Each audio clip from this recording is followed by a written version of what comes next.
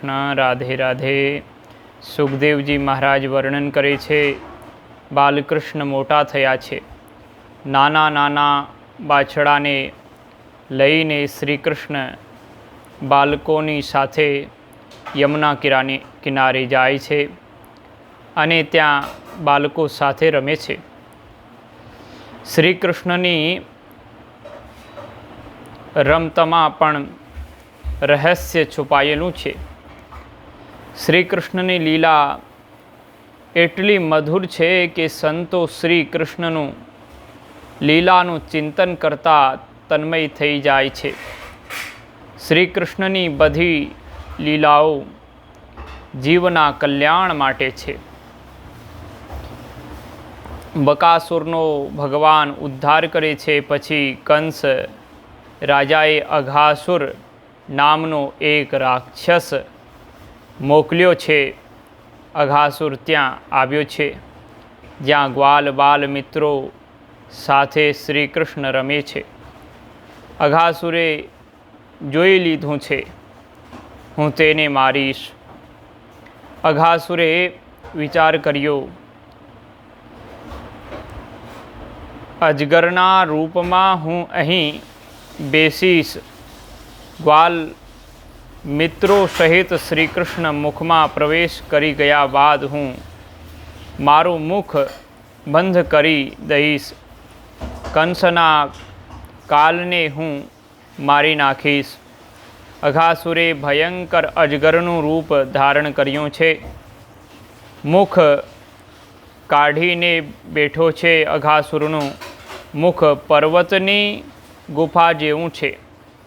ગ્વાલ મિત્રોએ કહ્યું, કનૈયા, આ ગુફા છે, અંદર રમવા માટે જવાય. એક બાળકે કહ્યું, અંદરથી શ્વાસ નીકળે છે. આ કોઈ પ્રાણી હોય જોયું લાગ્યું છે. આ કોઈ પ્રાણી હોય એવું લાગ્યું છે. બીજા બાળકે કહ્યું, ગમે તે હોય, કનૈયો આવતો હોય તો આપણે બધા અંદર જઈશું. બાળકોનો એવો નિયમ હતો કે કનૈયા અકેલા શ્રી કૃષ્ણને ક્યાંય જવા દેતા નથી. અકેલો જાય તો લાલાને કોણ સંભાળશે? હું લાલાને સંભાળશું. બાળકો શ્રી કૃષ્ણને લીલા વિના ક્યાંય જતા નથી.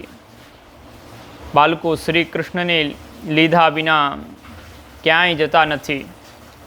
એટલા શ્રી કૃષ્ણને લીધા વિના ક્યાંય જતા નથી. એટલા શ્રી કૃષ્ણને જવા દેતા જ નથી. જ્યાં જાય ત્યાં બાલકૃષ્ણને સાથે લઈને જાય છે. તમે પણ જ્યાં જાઓ ત્યાં ભગવાનને સાથે લઈને જાઓ. કથા વક્તા કથા કરે ત્યારે ભગવાનના દર્શન સ્મરણ કરતો રહીને બોલે તો ભગવાન શીખવાડે છે, આમ બોલ, આવું બોલ. શ્રોતા કથા સાંભળતા બેસે છે ત્યારે ભગવાન ગોદમાં છે એવા ભાવથી ભગવાનને સાથે લઈને કથા સાંભળો તો કથાનું રહસ્ય જલ્દી ધ્યાનમાં આવશે. કોઈ પણ કામ કરો તો ભગવાનનું નિત્ય સ્મરણ કરો. ભગવાનને સાથે રાખો. ઈશ્વરથી અલગ ન થાઓ એવું નામ ભક્તિ છે. કોઈ પણ કામ કરો તો ભગવાનને સાથે રાખો. જે ભગવાનને સાથે રાખે છે તેને ભગવાન શક્તિ અને બુદ્ધિ આપે છે.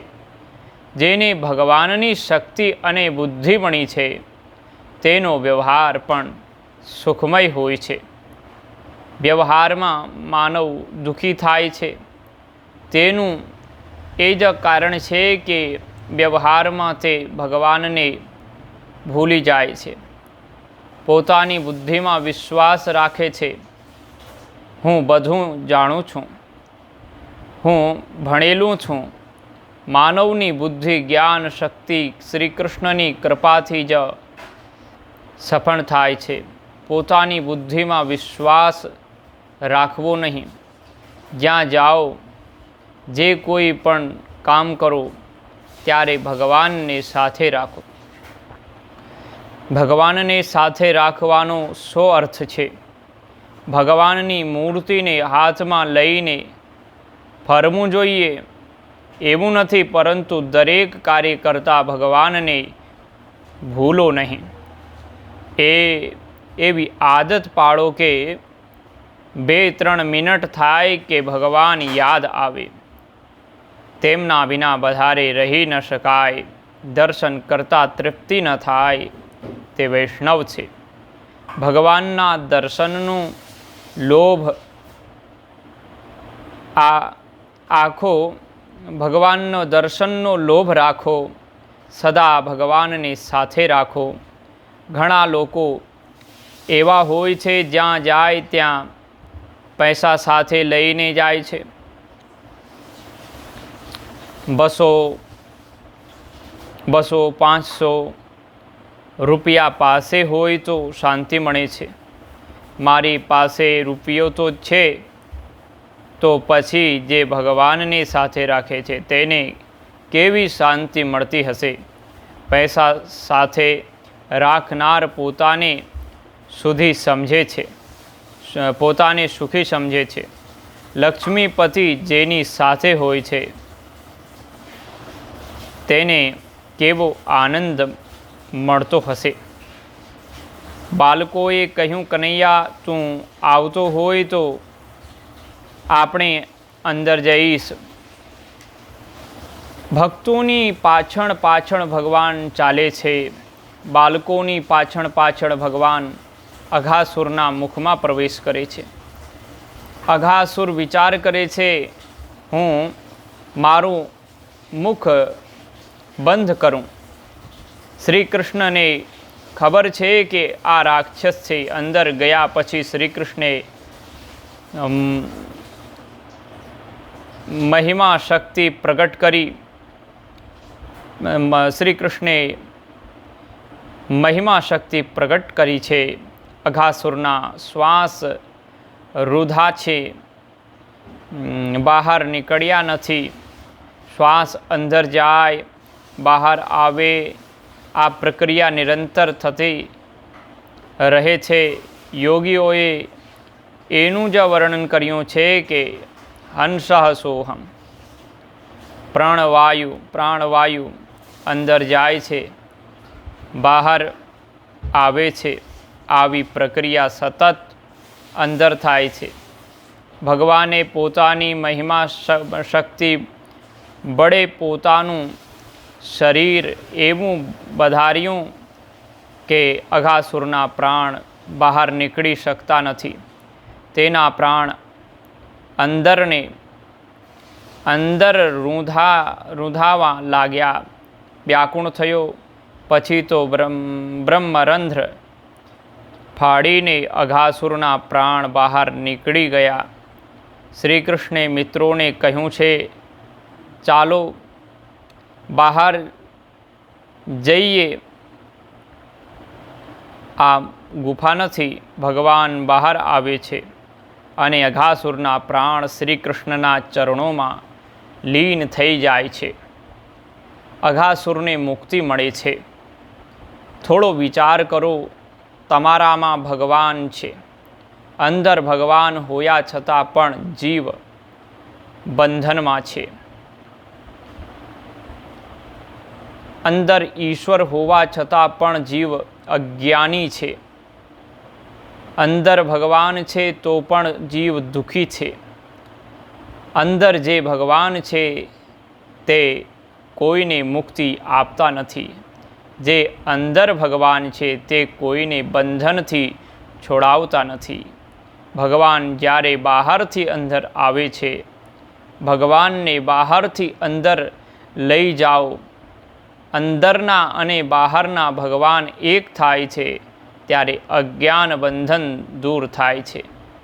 તેથી બહારના ભગવાન એટલે ઘરમાં નારાયણના સ્વરૂપની સ્થાપના કરો. તેમના સુંદર શણગાર કરો. ભગવાનના સ્વરૂપમાં આંખ સ્થિર કરીને ભગવાનના નામ જપ કરો. બહારથી જ્યારે ભગવાન અંદર આવે છે ત્યારે મુક્તિ મળે છે.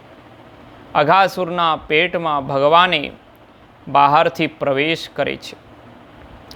અંદરના ભગવાન અને બહારના ભગવાન જ્યારે એક થાય છે ત્યારે મુક્તિ મળે છે. અંદર જે નારાયણ છે તેમનું નામ અંતર્યામી નારાયણ છે. અંદર નારાયણ છે તો પણ જીવ બંધનમાં છે. અંદર નારાયણ હોવા છતાં પણ જીવ અજ્ઞાની છે. બહારથી નારાયણ જ્યારે અંદર આવે છે ત્યારે અજ્ઞાન દૂર થાય છે. બંધનથી જીવ છૂટે છે. અઘાસુરના પેટમાં ભગવાને બહારથી પ્રવેશ કર્યો છે. ગ્વાલ બાલની સાથે ગયા છે. ભાગવતમાં લખ્યું છે, તાણી પણતા જાય છે, તાણી પાણતા જાય છે. કરતાડનેર યયુઃ. અઘાસુરના પેટમાં જ્યારે પ્રવેશનો પ્રસંગ આવે છે ત્યારે તાળી પાડવી. ભાગવતની કથા સંતો વિવિધ પ્રકારે કહે છે. અઘાસુર શબ્દનો થોડો વિચાર કરીએ. અઘ શબ્દનો અર્થ થાય છે પાપ અને અસુ શબ્દનો અર્થ થાય છે પ્રાણ અને ર શબ્દનો અર્થ થાય છે રમે છે. અર્થાત જેના પ્રાણ પાપમાં રમે છે, પાપ કરવામાં જેને આનંદ આવે છે તે જ અઘાસુર રાક્ષસ છે. પાપ કરીને કોઈ સુખી થયું નથી. પાપનું ફળ દુઃખ છે, પુણ્યનું ફળ સુખ છે.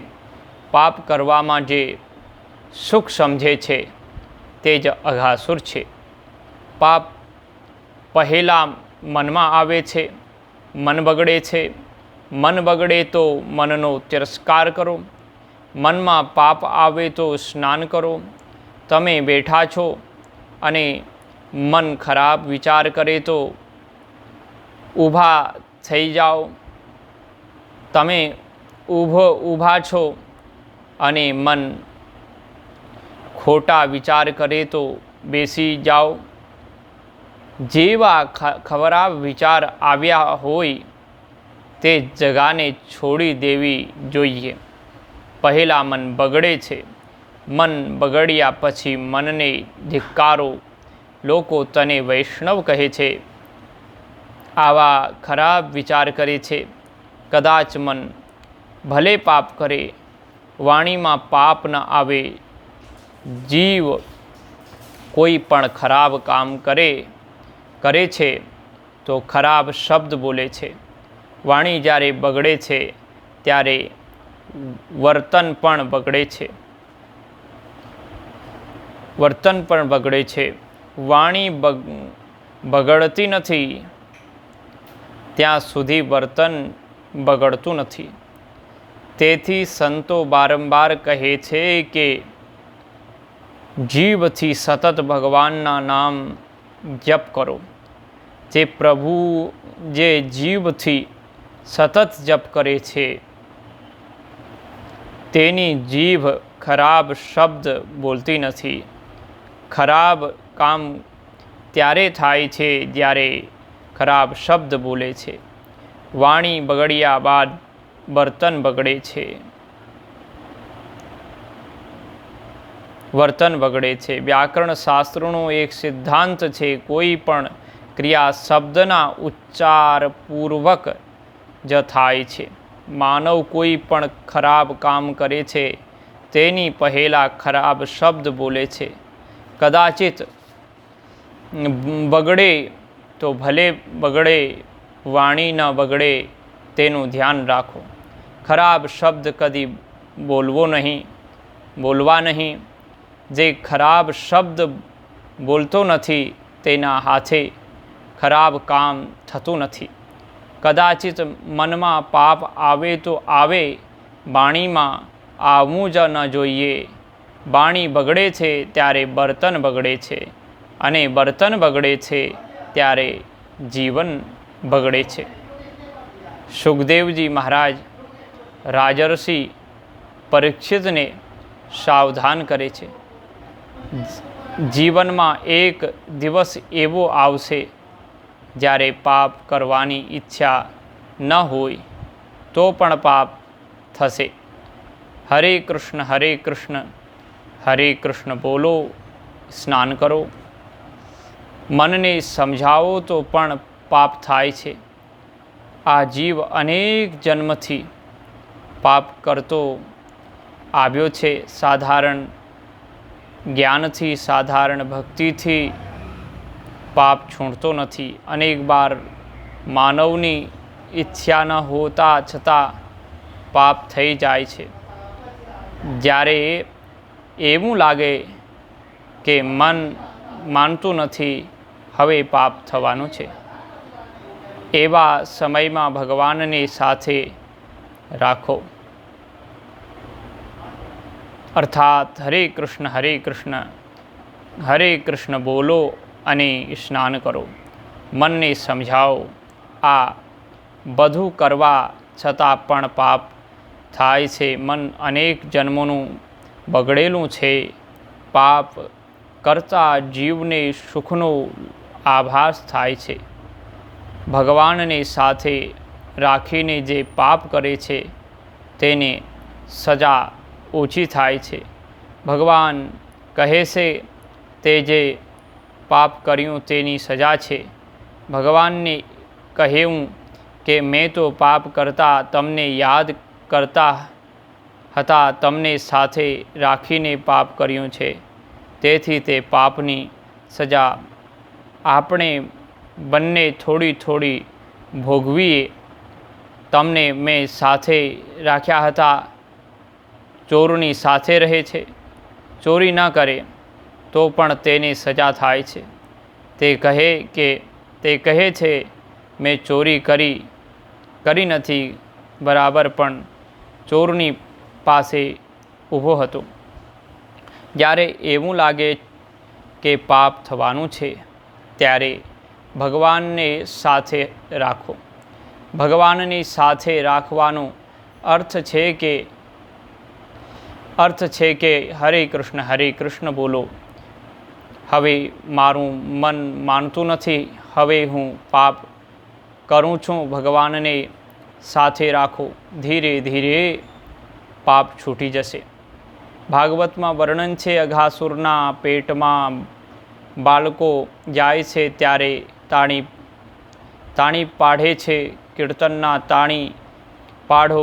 જ્યારે પાપના પેટમાં જવાનો પ્રસંગ આવે ત્યારે ભગવાનને હાથ જોડીને કહેવું, હું હવે પાપ કરી રહ્યો છું, મારું મન માનતું નથી, હું મનને સંભાળી શકતો નથી, હું હવે પાપ કરું છું. ભગવાનને આ પ્રમાણે કહીને પાપ કરો. ભગવાનના નામ જપ કરતો રહીને માનવ પાપ કરે તો તે પાપની સજા ઓછી થાય છે. પાપ છોડવું બહુ કઠિન છે. મન અનેક જન્મોથી બગડેલું છે. મોટી મોટી જ્ઞાનની વાતો કરે છે. 2-4 મિનિટ માટે પણ મન મૂર્ખ થઈ જાય છે. એવા સમયમાં ભગવાનને સાથે રાખો. ભગવાન નામ જપ કરો. ધીરે ધીરે પાપ છૂટે છે. ગોપ બાળકોનો નિયમ છે રોજની કથા માતાઓને રોજ સંભળાવે છે. કનૈયાએ આજે આવું કહ્યું, તેવું કર્યું.